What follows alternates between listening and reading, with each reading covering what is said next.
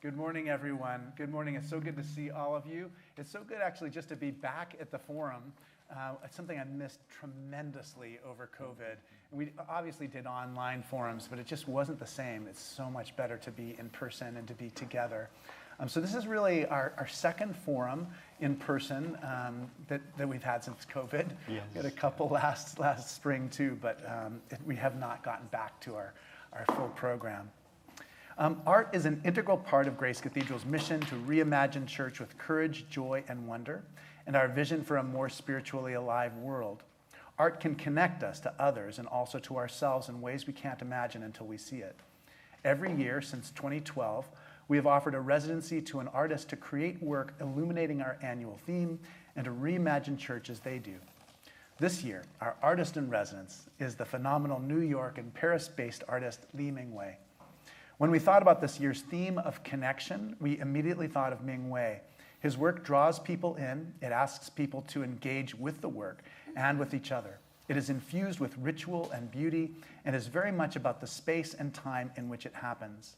Mingwei began his career as a weaver, and he sees his work in the context of warp and weave, relationship and connection. His work has been shown around the world, and in 2024, the De Young Museum is offering the first U.S. retrospective of his work. Today, we'll be talking about the connections between his personal story and his art.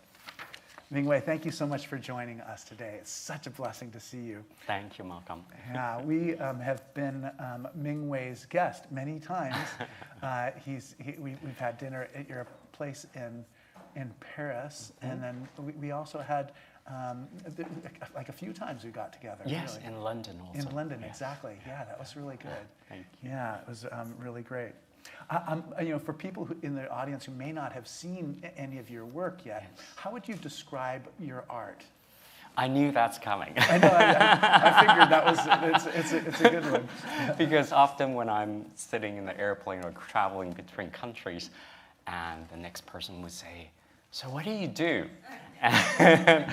And if I don't feel like talking to this person, I would be very naughty, and I'll just say, I'll pick a project I did called a sleeping project. So I'll just say, I sleep with strangers. That is a great answer. And then that either invite a very interesting conversation for the next 2-3 hours, or just like, oh, that's very interesting. Right, get back to this. Exactly, yes. So to be serious, my type of work is probably quite unusual. There are probably about 20 or less of the people like myself who does this kind of work. And it's under the rubric of performance. But really, for me, it's slightly different than performance, because usually performance, there is a group of spectators watching, and then there's a group of people who are doing it. Often my work involves the people who are watching to be a part of it in order to make the work much richer and more interesting. Because I always think of myself as not being a very interesting person, and I really need the participants' personal history, personal idea to come into the work and make it more interesting. Yeah, I mean, there's so many times when I try to, I say, oh, he's a performance artist, but not the kind that you think of from like Berkeley days. Yes, yeah. There's a way in which what you do is, it's almost the opposite. It's not like provoking or upsetting or angering. It really is about connecting people. You're right, because most of you probably know that performance work started from the 60s and 50s. Even in Japan, the Gutai, which is in response of the bombing of Hiroshima in World War II. And then later on, Joseph Beuys, sorry, I'm giving you a little bit of an art history here. Joseph Beuys, in response of the Vietnam War. So, and then later on, in the early 21st century, we have Marina Abramovich, who's really, and Yoko Ono, who really paved the way of the kind of work I do. So my work now, it's more compared to them, it's less scary. I'm very, very grateful of my predecessors and my mentor who basically trailed the, paved the way for me, and now I can do my work in a much more peaceful and tranquil frame of mind. What I love, though, is that it is definitely peaceful and connecting. I mean, it humanizes us. And that's what I love so much about it, and it's why it's so deeply moving to me, every project. But there is this thing that you call the tension that's in every project, and I wonder if you can talk about that, because even though it's profoundly reassuring, there is this element of tension, and I wonder if you can talk a little bit about, how you conceptualize that and how you make that a part of each project. Yes. The word tension that Malcolm just mentioned, I think it's really the spirit of all my work. Without this thing called tension, my work would seem just like a pretty thing. There's nothing wrong about beautiful things. I love beautiful things. However, in terms of being a creative person myself, I need to have something that is slightly unsettling. Not in a way of so uncomfortable that you just don't want to have anything to do with this work. For example, just to give you an example, the tension I have created within a piece of work called Sonic Blossom. So this is a work that when you come to the Young Museum next year, someone in a costume will come up to you, a beautiful costume that I have designed, and ask you, may I give you a gift of song? Okay, so that's the tension. Because you could say, oh my God, I don't want this gift. Or, yes, I would love to have this gift. Once you decide to receive this gift, or not, okay, so once you decide to receive this gift, you sit down and the singers sing a beautiful Schubert lead just for you. And it's about 3.5 minutes. So that tension, again, is when you're sitting here, the singer's singing to you about 7 feet away from you, while the whole museum watches the true kind of fluidity and communication between these two strangers. And often, I've seen it so many times, the receiver just start crying and sobbing within just a few seconds of this extremely powerful tension there. So to be honest, if I see a work like that and someone invites me, I would just say, no, thank you, and I'll run the other way. It's something odd about, the person who creates a work, it's kind of, I'm very shy about this kind of interaction. I was talking to a chef friend of mine, and he say he would never want to eat anything he cooked in the restaurant. It's not because it's not good, it's just a different thing for him. We watched the film The Gift last week here at the cathedral, and I was moved to tears. But because when I see that, the woman in the very end who had the cane sitting in the chair, I mean, because we were, in a way, the film invited us to be that person and to receive that gift. Right. Yes. It was a very, very powerful experience for us. We had Robin, the filmmaker, here. Yes, how wonderful. It was great to talk to her afterwards. But I wonder if you can talk a little bit about your mentors and who, because it's a wonderful invention. I think that's part of what it is that it involves us. It's not like we're a distant spectator. And I guess that's part of the reason why it worked in the film for me, because I felt like I was the person sitting in the chair.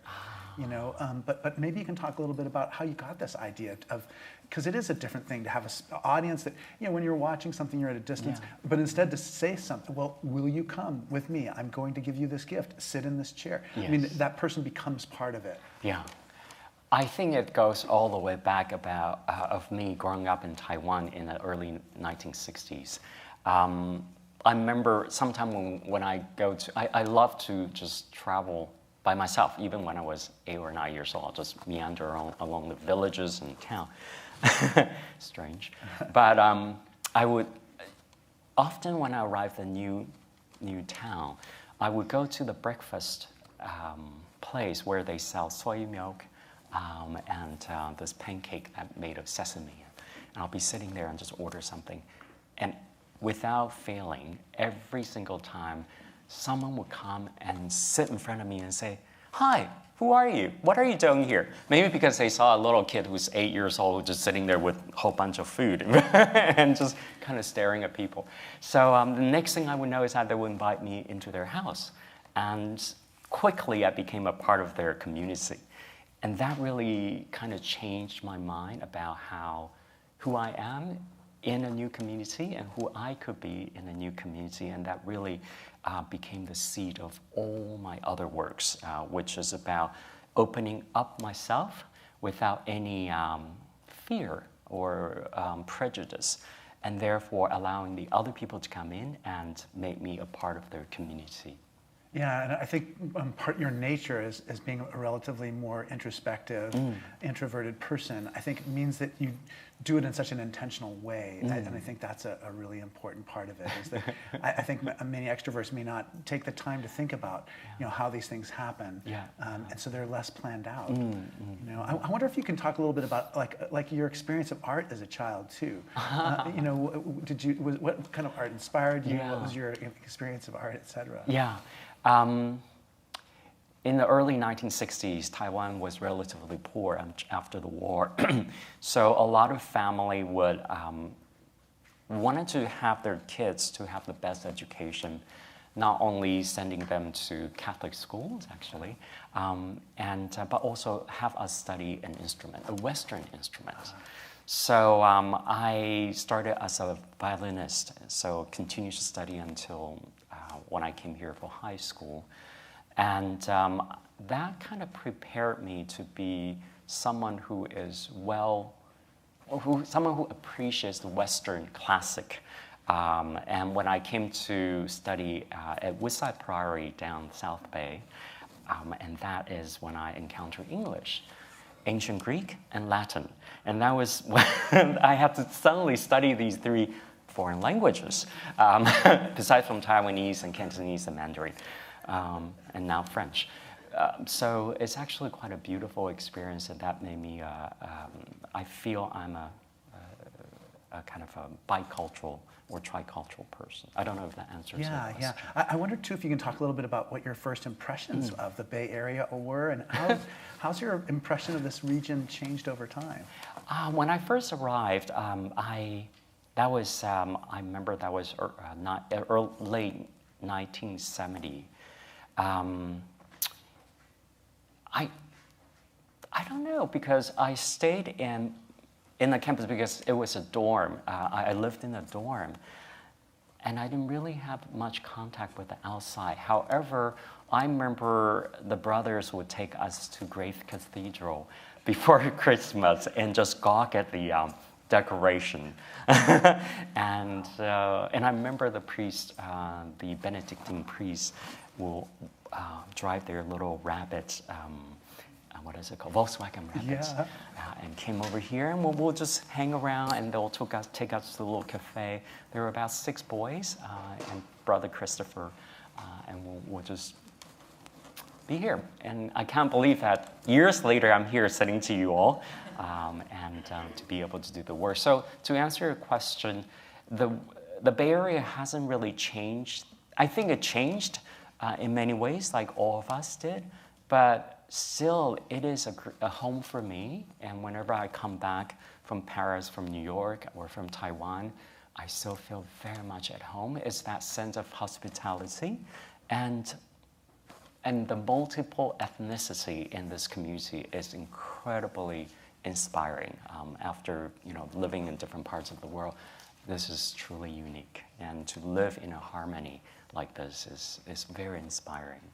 Yeah, I love this place so much. It's such a home for me. Yes. We mentioned a little bit in the introduction that you began as a weaver, and maybe you can talk a little bit about weaving. We have these beautiful tapestries upstairs that are from the 16th century. No one even looks at them; they just walk by without realizing that 70 person hours, 70 person years has gone into the tiniest threads. I wonder if you can talk about weaving and then just its connection to your later projects. Yes. So I went to CCAC, that's what it was called, so in the textile department. California College for the Arts and Crafts. Exactly. It was an Oakland, San Francisco campus, but now I think the Oakland campus has kind of moved to San Francisco campus. I was there for 4 years, and one of my great mentors was Leah Cook, who's a great, great textile artist, American textile artist. I was the only male student in the whole department, and I often remember we'll study ancient textile, including the Renaissance, including Inca, including Asian, and the structure of these textiles. And to be inspired. But of course, we were so far away from what they did. However, there are inspiration. And 4 years later, when I was applying for graduate school, I showed my other professors the portfolio I was going to send them, which are these images of the textile I've woven. My mentor, Suzanne Lacey, said to me, she said, Mingwei, these are really great textiles and weaving that you've done. However, I can guarantee none of the school will accept you as a master program student if you apply. So at the time, I applied Cranbrook and Yale, blah, blah. He said, because these are beautiful, but they're not conceptually strong. And if you want to be a conceptual artist, you need to spend a whole year for yourself and do something just for yourself and use those as a way of getting into these programs. And I'm very grateful that she said that to me. At the time, I was so heartbroken. Because just so disappointing. Like you didn't pass the test or something. Yeah. Yeah, but looking back, Malcolm, it's so funny. Yesterday I was looking at some of these weaving. They look like doormats, and it was just so embarrassing. And I just thought, I spent 6 months weaving a doormat. I can get better ones than IKEA. So I spent a whole year doing 3 projects that already had the idea of gift giving. And I see you have Louis Hy's book here, The Gift, which was a book. And I still think is, among a lot of students, it's a great inspiration, talking about the role of an artist in a community. And basically, we are gift givers, and we are these people who receive the gift from somewhere, and we're not allowed to keep this gift inside. We need to share, otherwise it will spoil. So now I still consider myself as a weaver, because these conceptual work, they are constructing a social web and warp. It connects people and build a more harmonious society, hopefully. So in that year, you spent a year just focusing on your craft. Yes. And then did you go to Yale after that? Yes. So basically, I spent a whole year doing already kind of performance work without realizing it. Yeah. Because there wasn't a category for that. And then when I applied, yes, I got into all five schools. I applied, and then I went to Yale for the next 2 years, under the program called Sculpture. And interesting enough, Yale, I think still is, although it's called Sculpture, but no one's actually doing real sculpture. We're all crazy people doing silly things. So that was the best 2 years in terms of academic years I have ever spent in my whole life. What did you learn there? And who were some of the people you met? Good question. What did I learn there? I learned that I need to understand the art history, intellectually. However, after that, emotionally, I need to be strong enough to be able to digest the art history and not to be afraid of what people did before, and to just go forward. And also, the fact that no one is original. No one is 100% original. We all is in the gratitude and grace of our predecessor who created these things, and therefore we can move one step forward. And hopefully that's what I could do as a person, as an artist. So 2 years there, I did this project called the Dining Project for the first year. And relocating myself from the Bay Area to the East Coast is like moving from a country to another country. It is, right? it is. It's more Pacific, and that's more Atlantic in terms of cultural. heritage. And I was a little bit lost living in New Haven.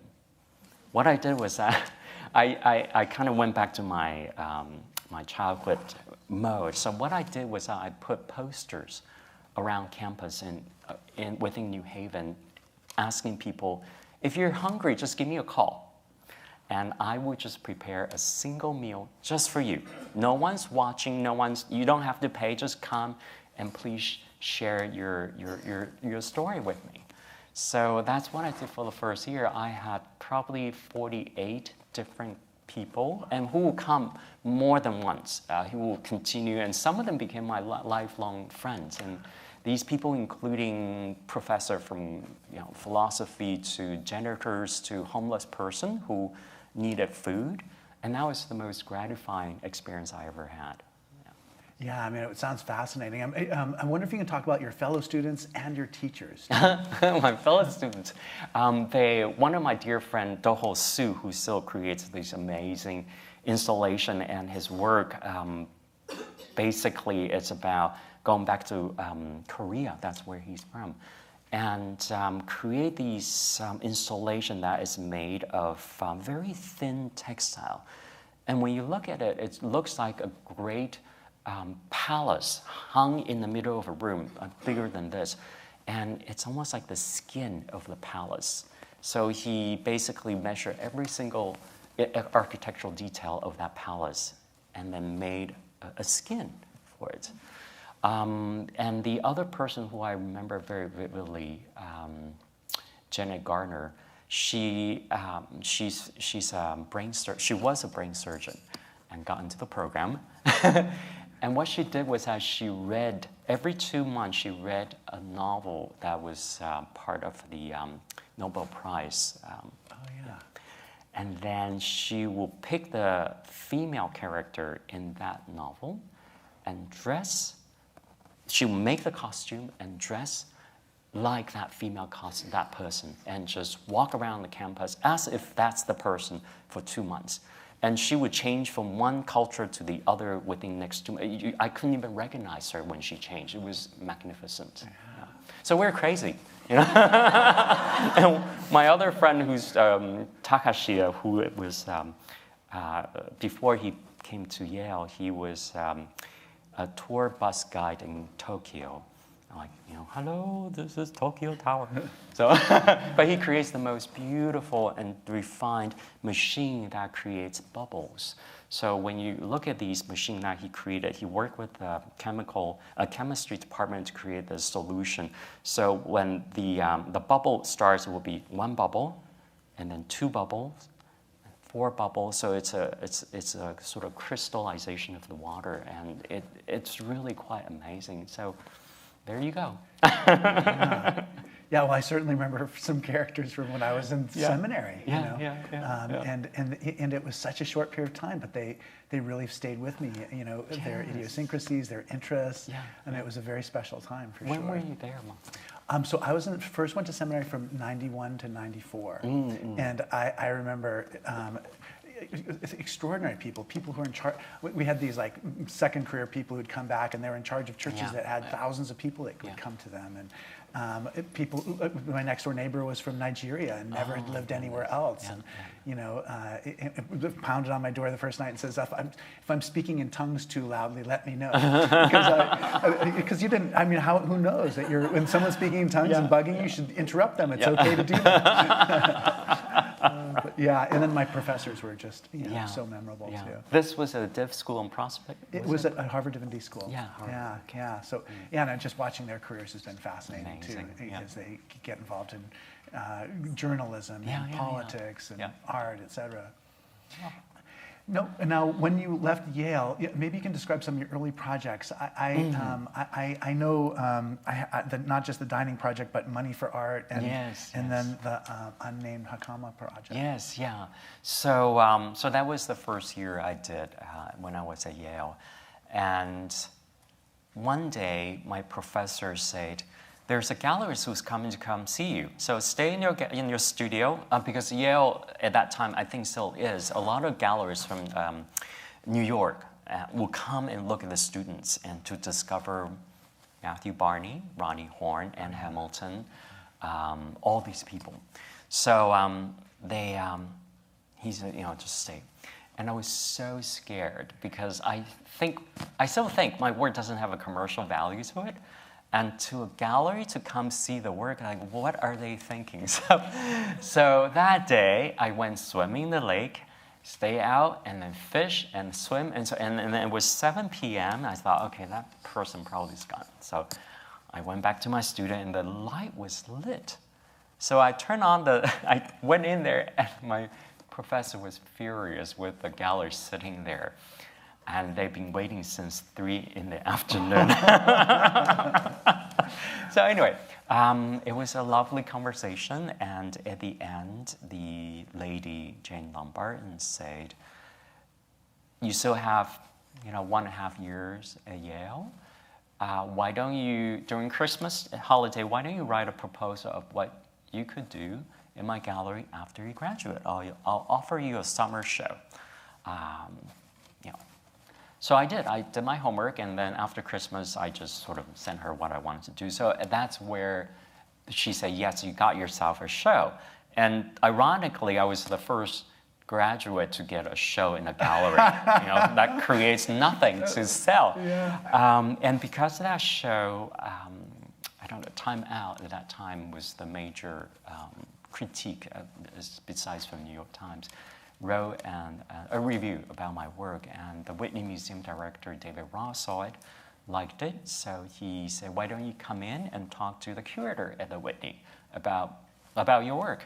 So I went, and the thing is, this is quite embarrassing. To be a graduate student at Yale and in the sculpture program, I have never ever been to the Whitney, and I just thought it's somewhere in New York. So I thought it was on Park, but it's actually on Medicine at the time, the Brower, right? Yeah. So I was walking around, and it was 3 hours late, and I didn't have money to take the taxi, and suddenly I walked up there all sweaty, and the director, David, goes, you're 4 hours late. I said, yes. And he said, what happened? So I told him what happened. He just laughed, almost fell off his chair. And he said, well, that was a very original excuse. Okay, so come back, in a week, and we'll talk about that. We'll continue this. So I went back and an offer to do a project called the Letter Writing Project, which is about writing letters to people who you never had the time and chance to say thank you, or I forgive you, or please forgive what I've done. And then we send out the letters if you have the address. And that was my very first museum show. So describe how it would be if you were to walk into the room. I mean, yes. There you'd be at a table, there'd be envelopes and very fine paper and special pens. Yeah. So, so if you walk into the gallery, there are these 3 lantern-like booths in the space with paper and pencil and letter paper in there. So you're invited to go and write these letters that you didn't have time to write. But here you are. We have everything for you, even the stamps. So write, and then if you choose to leave the envelope open for other people to read, you're most welcome to do that. It is so... it's a very complex emotion, because if you're reading someone that is such an intimate story and that person allows you to read, but you don't know who this person is, it's very, very beautiful and moving. So afterward, we sent it out to you, and I had a very unusual experience. So this was the first museum project commissioned, 1998. And then about 10 years later, 2008, I was giving a lecture at Tate Modern, and I talked about the letter writing project. Yeah. Afterward, when I was leaving the room, a young Asian woman came up to me with a child next to her, and she said, "Hi, I just wanted you to know I participate in the letter writing project." I said, "Where?" Because that project has been shown in many different institutions. She said, "Oh, it was at the Whitney." I said, "Oh, how lovely." And she said, "You know, I wrote a letter to my boyfriend at that time to ask him to please leave me alone and just let's terminate our friendship, and this is not working out. So she wrote the letter. And she said, I put the letter in the slot for you to send it out, but the next day I called the curator for you to retrieve the letter, but you didn't. And I remember that. I just went, oh my God, because I do remember the curator called me and said, there's someone who put the letter that didn't want it to just send it out. I said, yeah, I sent everything out, as I said. And I said, I'm so sorry, I didn't, She said, no, not to worry about it, because when my partner at that time received the letter, he was so moved. And we got married, and here's a child. I was like, So the letter worked. I think it worked, and the child was standing there. I love that story. I mean, I wonder if you can tell me the story about the back to the singing project, the Sonic Blossom. Yes, yeah. Could you talk about that in New York and the woman from Germany? Yes, that was... I've been trying to tell people that story. Yeah. I remember the last time I told this in Sydney, I started crying, so yeah. Bear with me if that happened, okay? Anyway, so this was... the Metropolitan invited me to do Sonic Blossom, and it was the first collaboration between Asian and contemporary department and performance department. So the location of this work was in the Great Buddha Room. I don't know if you know this room with Ming Dynasty mural in the back and the Tang Dynasty Buddha. So one of the singers was coming to the conclusion of that day after performing, and then she noticed there was an elderly lady sitting quite far away from everything, but clearly was listening because she was there from midday to the end of the day, but facing the other way. So she said, okay, I'm going to dedicate this last song to her. So she went up to her and said, may I give you a gift of song? And this lady turned around, clearly a little bit surprised.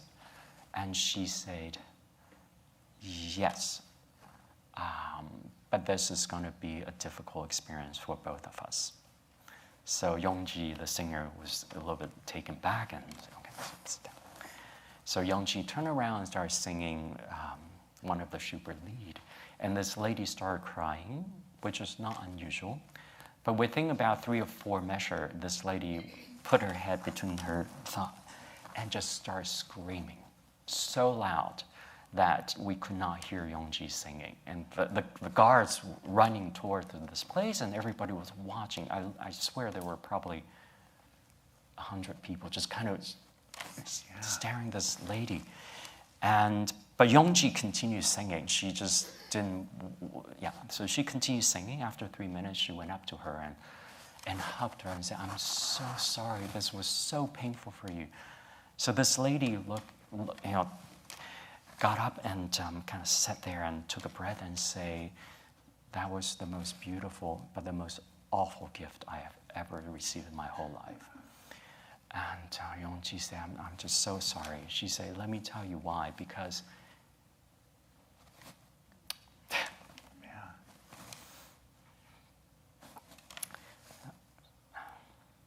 sorry, let me So she said that her daughter was an opera singer, and she died in the little airplane that did a suicidal dive into the Alps. I don't know if you remember, this is about 4 or 5 years ago. And so during her funeral, all her friends sang this Schubert lied for her because that was her favorite. Mm-hmm. And since then, she could never, ever listen to this song. She didn't dare to listen to this song until today. Somehow Yongji chose that song out of blue, just sang it to her. And she said, I know my daughter is here, and these deities saying goodbye to me. Yeah. So, yeah. And she'd just woken up from Germany to fly, and exactly. she just arrived. So, I mean, even the chance that she would be there was so extraordinary. Yeah. Later on, I went up to her and she said, I said, did you know about this work? She said, no. One day I woke up and I just had the urge coming from Germany and bought a ticket and came here. I left my luggage in the hotel and I made a beeline into this hall without knowing why. as if someone's guiding me. So yeah, I think they're something much bigger.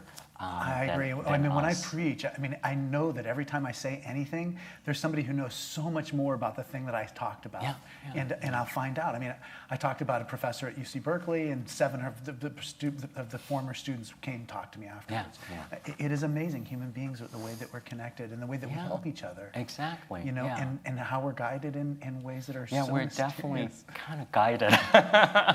And so I really, every time when I think of her, I just hope that she finds the peace, and yeah, that's part of her journey for sure. You know, I mean, you grew up in Taiwan, you lived in Paris and New York and New Haven here, London, Germany.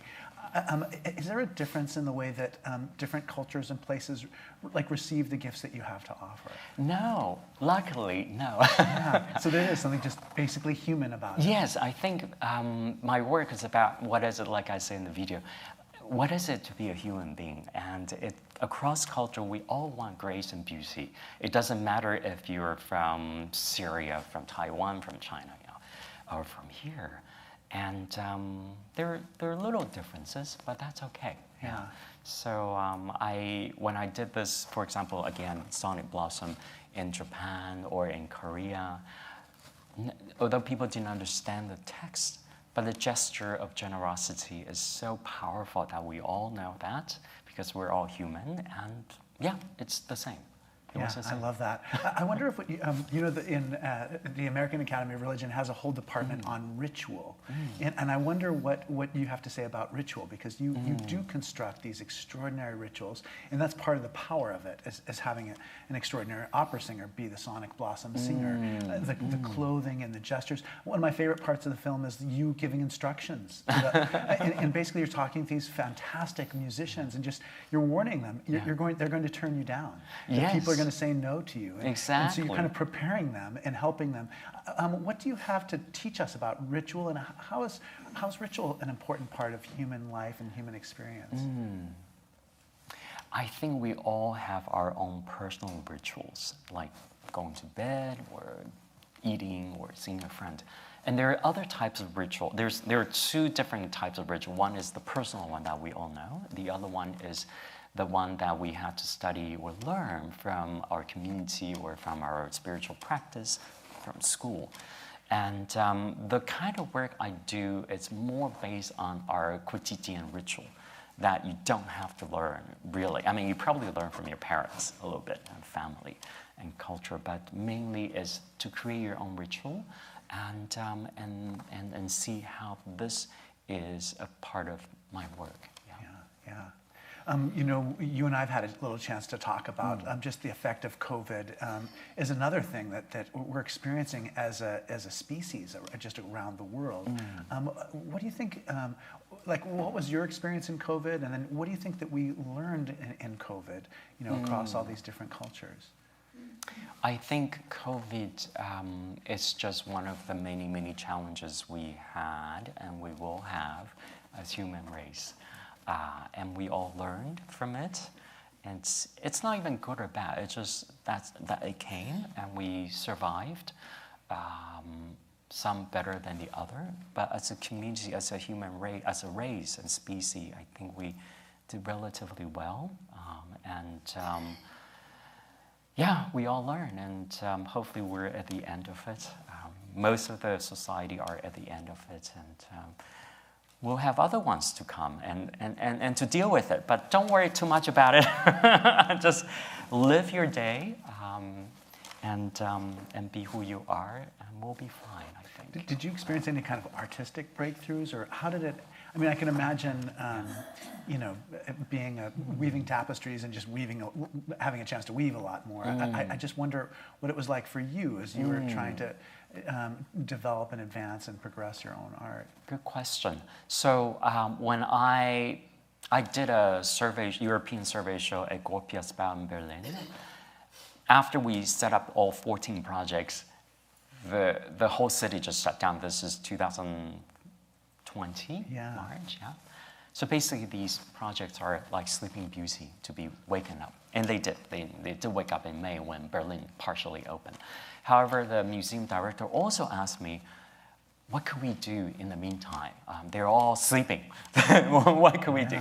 So I created a sister project from Sonic Blossom, and that project is done through Zoom.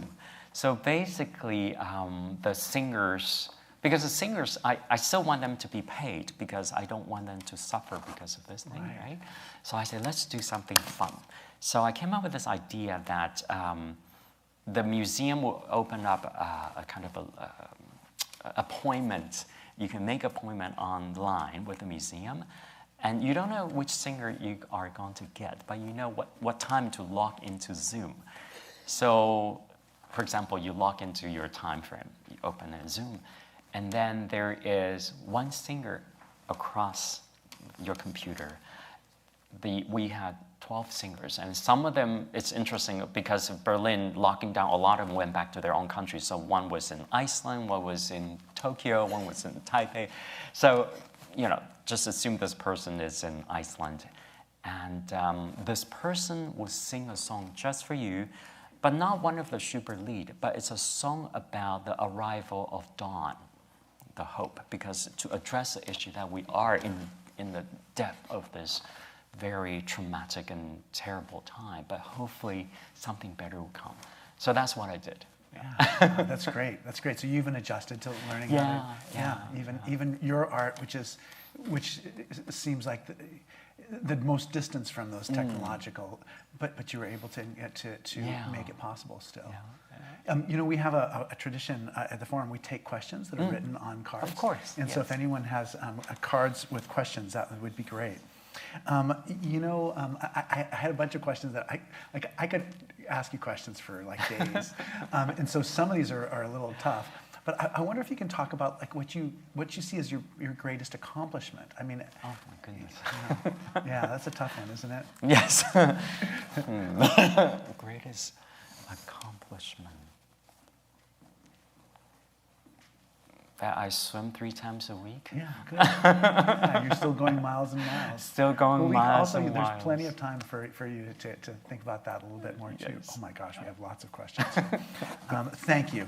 How would you like future generations to know about you and your artistic contributions? Okay, that's an interesting one for me because the work you're going to see here, our labyrinth, is actually acquired by Tate Modern a few years ago. And that was, that question has to do with this acquisition because every time when we get together for a meeting in terms of how to conserve this work, how to present this work, the curator always starts ritualistic by saying, "Good morning, Mingwei." Imagining 100 years from now, someone's going to do this work. So tell us how you want this to be done. So that is kind of preparing myself and preparing the work to continue for the next 100 years. So I hope the work will continue, but it doesn't really have to be the way exactly I did it because every time when I did this work, it's slightly different. So I'm not expecting anybody to just do exactly what I did.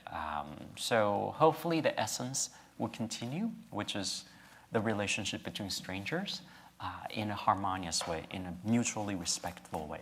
So that's the most important element in this thing. Yeah, I mean, as you were talking, I was wondering about, just if any of these rituals become incorporated into a kind of a religious life, a religious form, then that would be a different thing too.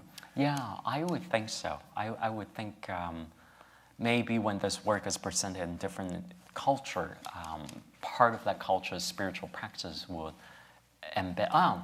That's okay. That brings up to a different project I did in Queensland, which is the Bodhi Tree Project. Yeah. So for the commission of a new museum, the director asked me to do a project. So I said, I'm going to plant a tree. He said, fabulous, just like Joseph Beuys said. It's slightly different. So this is a tree that has the genealogical origin of the Bodhi tree that witnessed enlightenment of Buddha, which still exists in Sri Lanka. after 5 years, we brought this tree back and planted it in the ground of the museum. So if you go to Queensland Art Gallery of Modern Art, she's there. She's huge. She's like 3-story tall.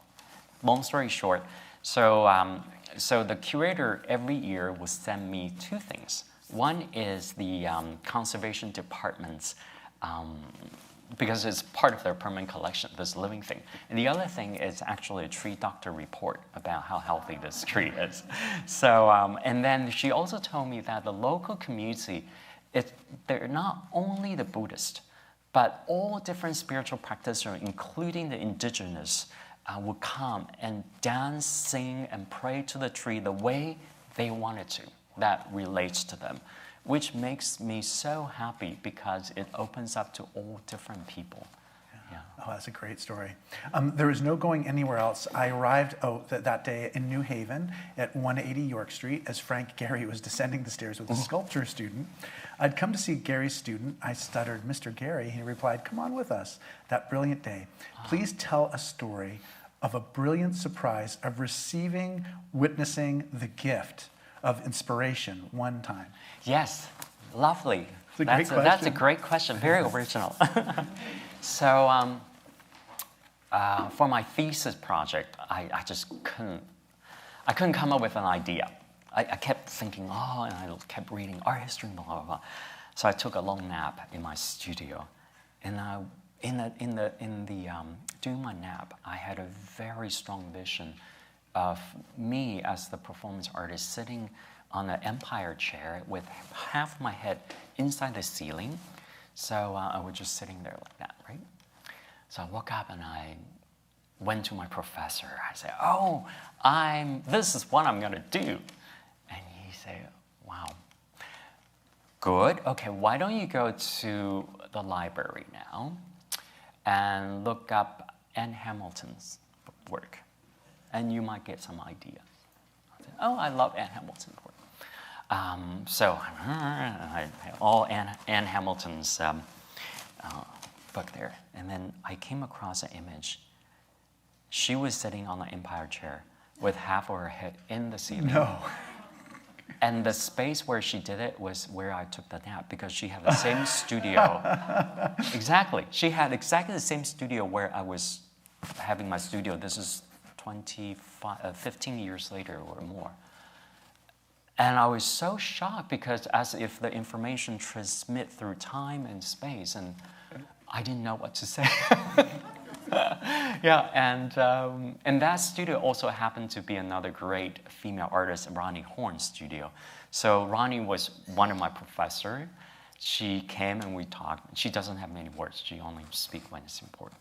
And so she pulled back the table and found these little snippet of video of celluloid that she was from film. Yeah, from films. Yeah. This is early 1980 or late 70s that she was a graduate student in that room, in that space. So I'm very honored and so happy to be able to share that kind of space with great American contemporary artists, Ronnie Horn and Anne Hamilton. My dissertation came to me in a dream too. At like 3 o'clock in the morning, I woke up and I knew what I was going to do. But yeah, it's amazing. It was a hot summer July night, and that was how it came. Okay, did you think of starting your own school to introduce students to your journey and then inspire more interactive projects? What a great idea. They're all very original ideas. No, because I don't think I don't think I have that big personality to start a school, and I'm the kind of person that is a little bit afraid of followers or telling people what to do. So having said that, institutions do invite me to go teach for 2 days. For example, I will arrive and then give a lecture of my work, and then do graduate student master class for each one of them the next day. So that's what I've been doing as a teacher, professor, or teaching for the past 15 years. Yeah, I think you have a lot to teach people about really engaging people in the work. I mean, I can't imagine going to see a portrait artist and the portrait artist handing you a brush. Do you know what I mean? Or seeing a photographer and the photographer saying, "Here's how, take a few pictures." But that's what you do. Yeah. All right. Has studying classical music and oh gosh, I'm so sorry. My eyesight's just used to be good before COVID.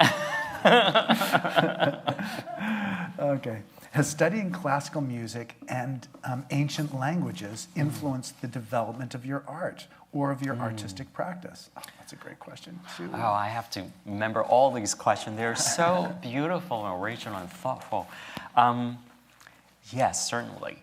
My favorite pastime is listening to Bach and Brahms and Handel.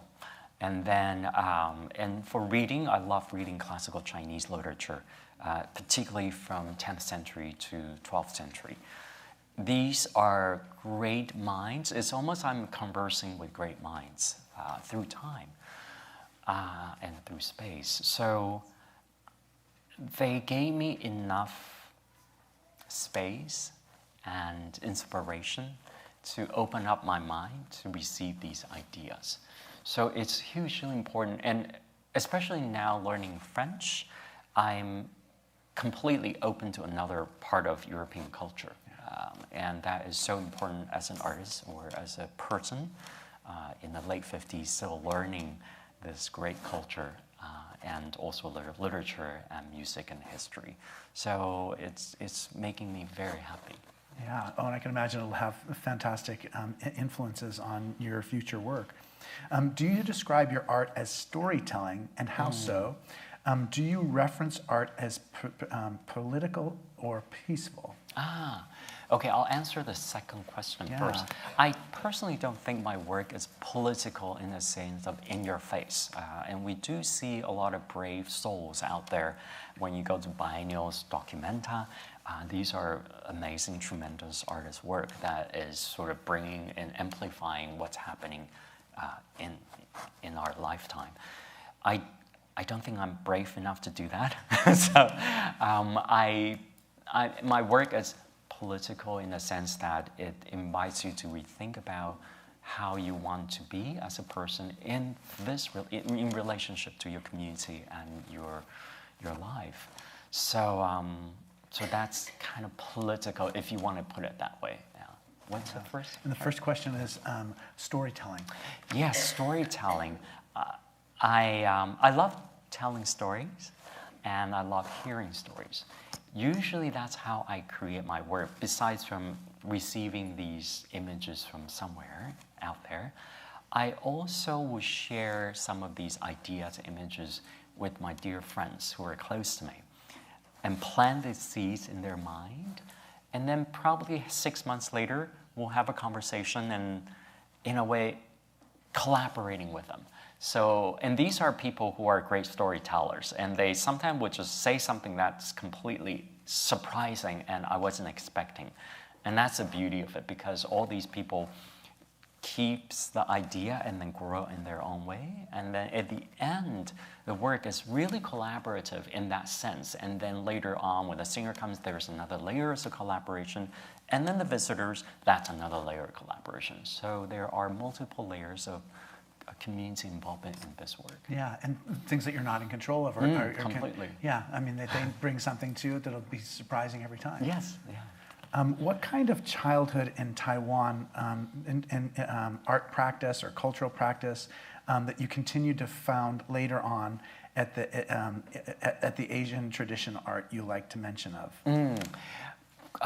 Taiwan, I don't know how many of you have been to Taiwan.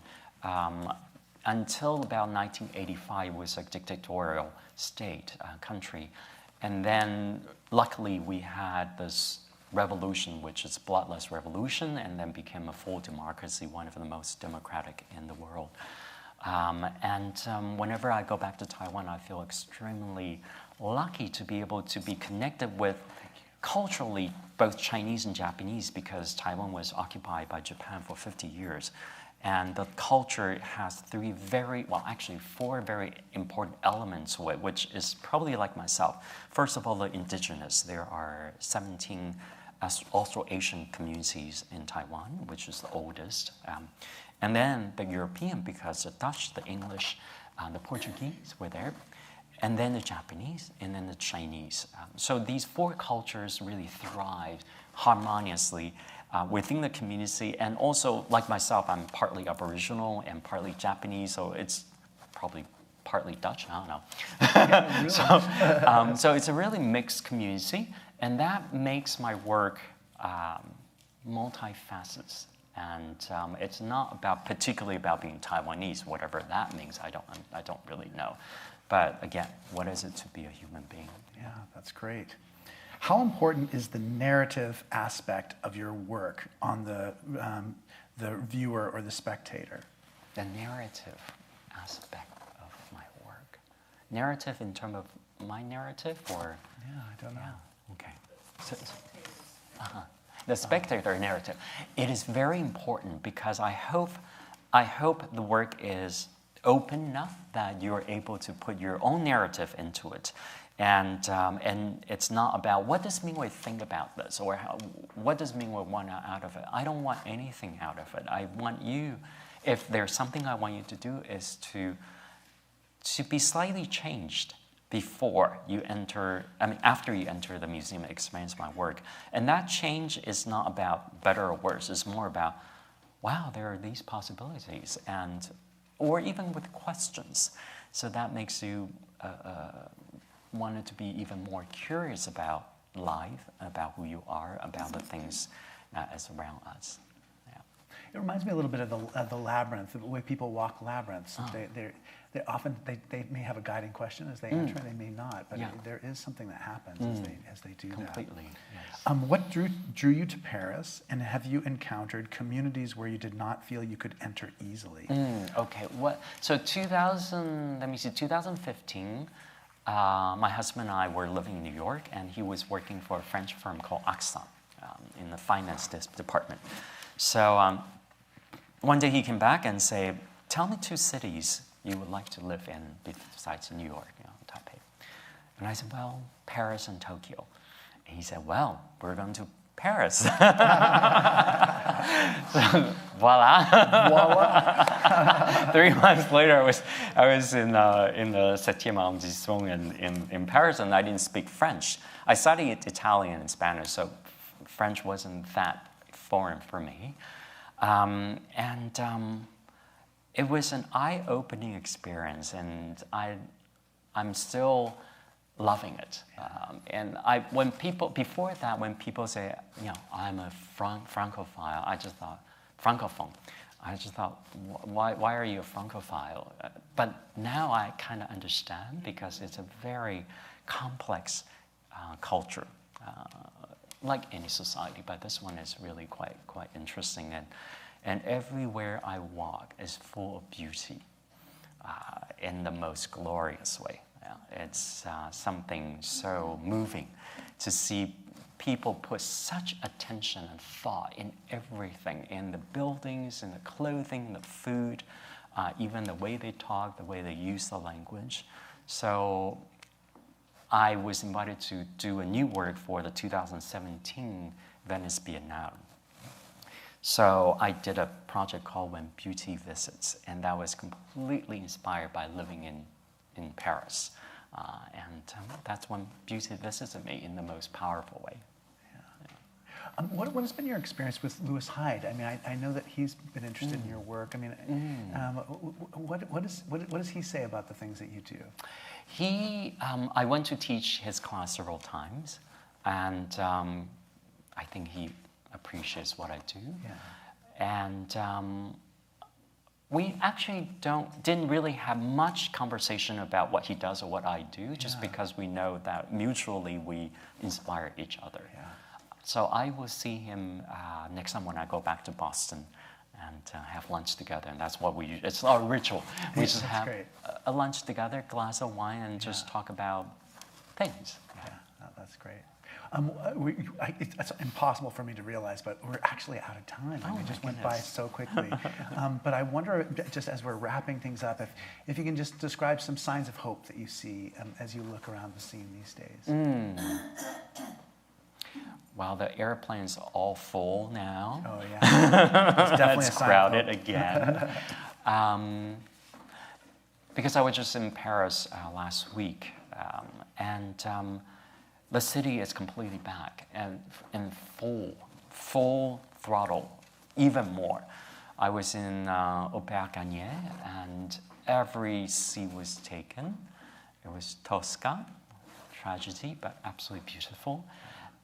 And I noticed something unusual, well, not unusual, but because when people went to opera, they do dress up. But this time, when I went there, so many opulently dressed people just show up with flower in their head, and you could feel that people are finally back and celebrating this something very precious, which is about creativity, about community, that we're all in this together. So there's a lot of champagne flowing around, people laughing so loud. Usually French don't do that, but this is like, oh, bisous, bisous. and someone actually bought my husband and myself 2 champagne just to celebrate, and it's really so moving. Yeah. Oh, that's lovely. And you're part of how we're coming back, and we're a little bit slower in coming back. But you'll have many more opportunities to see Mingwei this week. And then next Saturday at noon is when he'll be doing Our Labyrinth at Grace, and we're so excited about that, and all the other things that you're doing for us. Thank you, Malcolm. Yeah. And so happy to be back again. Thank you. Yeah, definitely.